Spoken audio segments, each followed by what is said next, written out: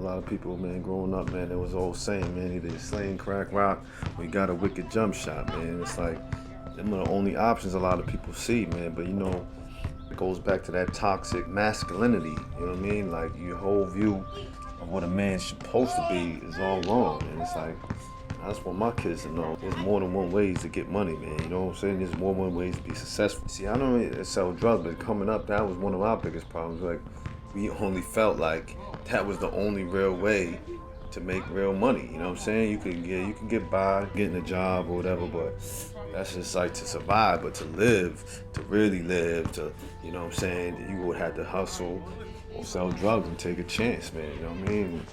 And basically, that's what, you know what I'm saying, grow up seeing, man. It's the ones you see having it are the ones doing the most, who's doing illegal things to get it. You know what I mean? The guy who's working hard, he's living average or whatever and struggling, and who wants to do that? Who wants to live like that? That's what the mentality was, but really he wasn't. You know what I mean? You don't see, even if he was, you know what I'm saying?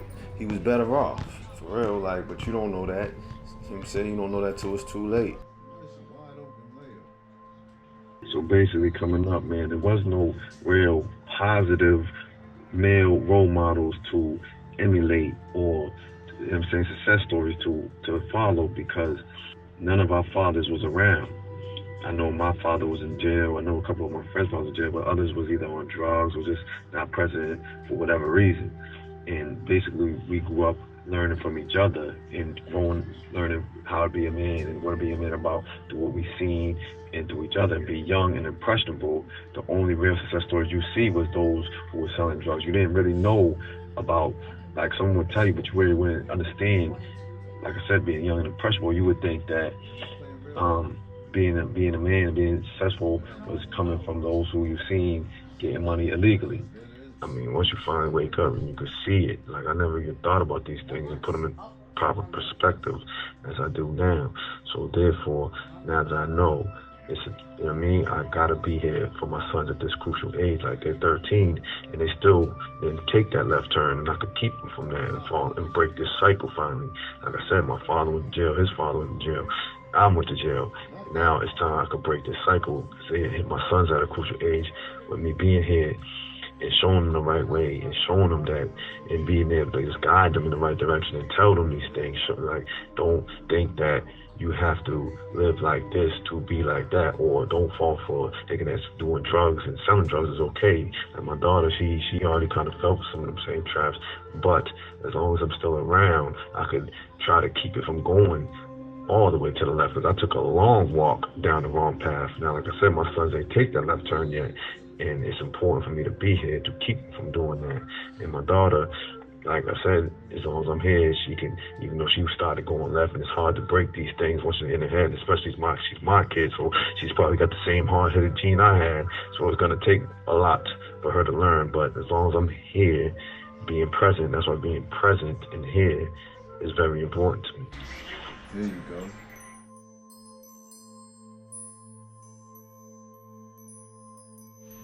Fix it. And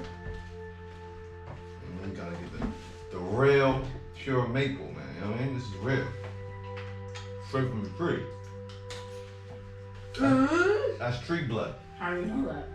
How do you know that? Does he say it? That's tree blood. One of my biggest regrets with my kids is that I never taught them about God from a young age, man. And it's like, I've been away so long, and now it's the two oldest, man. It's like, they already got their own ideas in their head, and like, that's kind of hard to break, man. Like I said, that's just one of my biggest regrets, man. I wish I taught them these things at an early age, man, so they was aware. I could tell you firsthand that God is real, man. I seen miracles, and I seen firsthand how He works, man. And I know that if you put Him first and sincerely do things His way, that He will get you through whatever, man. You know what I'm saying? Even when you think it's bad, it's never as bad as you think. And even still, this life don't compare with eternity, man. So it's like, I didn't prepare them for eternity. Like I said, we sitting there eating. They didn't even want to play no grace or nothing. Like, and they don't even bless their food. Like, them are basic things. And that's like the things I should have taught them. And that's one of my biggest regrets with them. Like I said, I still love them. They're still good kids. And my kids, they got to know these things, man. And I'm going to try to my best to raise, you know what I'm saying? Maybe I could lead by example. And when they see me do stuff like praying before the food. Like hopefully it's not too late to reach them with that, because it's definitely something that I feel that every person needs, but especially my own kids, man. And who better to show them than me? You understand?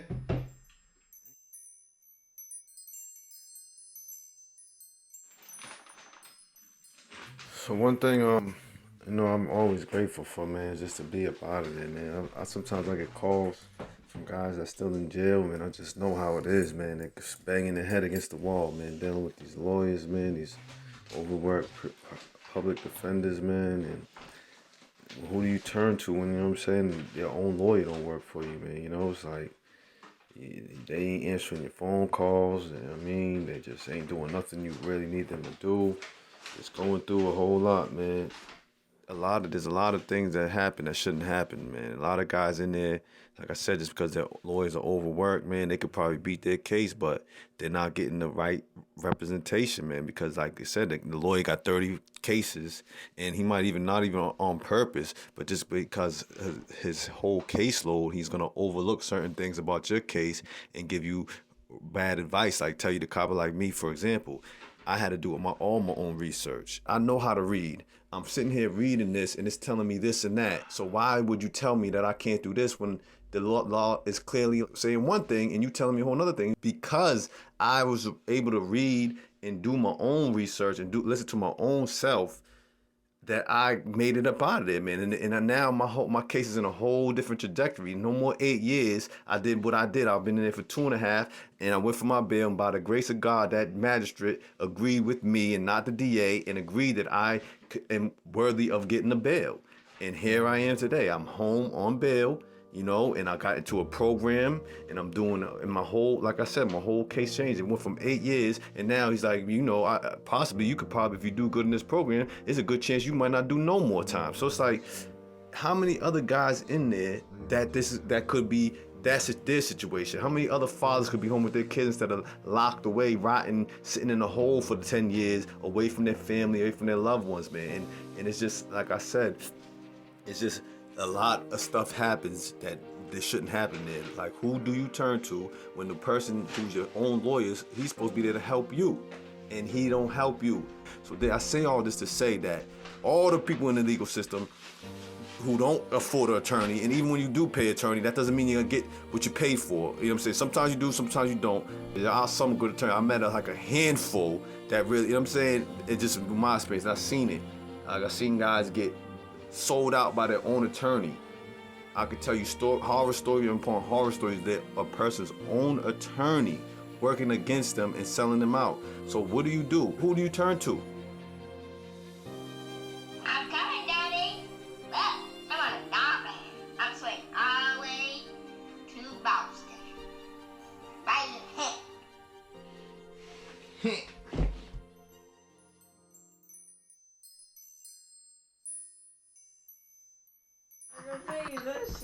What's that? How much is that? 200 and David, it's only 120, David. I don't have a 20. Yeah, man, it's times like this, man, what's all makes it all worth it, man. What's that fight and struggle it's all about, man, It's like, these are little things in life you gotta do with your kids, man, to bond with them, and I could have been missing out on that, man. And it's like playing games and having fun, like, I really more appreciate that way more now than I did. Like I said, like I wouldn't even, there was times I wouldn't spend nights at home and appreciate it, and I'd be home or be wishing I was somewhere else. But now I don't wish I'm nowhere else. I'm so thankful to be here for times like this with these kids, man, because I know, you know what I'm saying, it's a blessing to be here. You know what I'm saying? It wasn't easy. It was a fight, and like I said, and it's just like, and I know how much they need me, man. How much they like suffer without me, man. They go through it, man. Like, especially my kids, like especially my sons, like, and my daughters, like, they just needed that guidance, and I'm just so, you know what I mean? Like, these nights packed make it all worth it, man. And I know what I had in mind when I was in jail. These are the type of stuff that I couldn't wait to come home and redo, and I'm gonna make this a staple in my life. Play games with them, be with them, spend time with them, and you know what? And I'm gonna enjoy every minute of it, and I hope they do too, just as much as me, man. I see that Like, we having fun, playing the games and stuff. Like, it's just fun, you know what I mean? That's what life's all about, man. You know what I mean? It don't get much better than that, you know? So, that's for me anyway, you know?